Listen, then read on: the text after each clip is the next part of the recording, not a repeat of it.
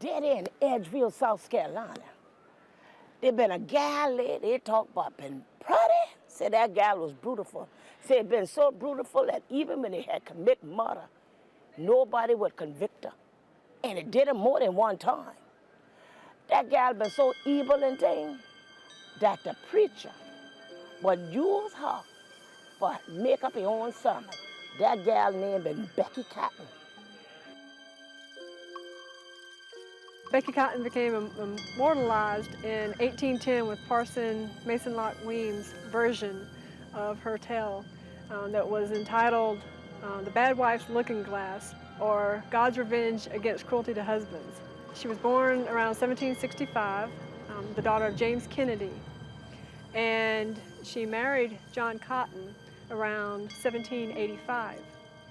Her father had a dispute with 3 of his neighbors, and so he fled to her house, her and her husband's house, seeking refuge.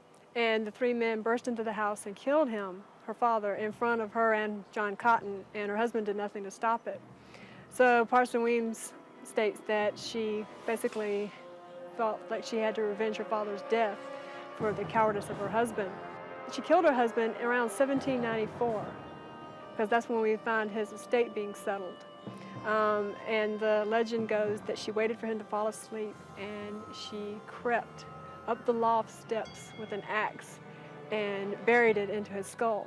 Well, she had fled and gone to the upcountry, and they caught up with her at Kings Mountain and brought her back to Edgefield to stand trial. And she was put on trial, but they said that she was so beautiful and bewitching that the jury just fell in love with her, and they acquitted her of all charges. She actually married one of the jurors, Mr. Ellis, shortly after that. And but on May 5th, 1807, she was killed by her brother on the courthouse steps. Since that time, legends have spun out about Becky Cotton, adding more husbands to the story.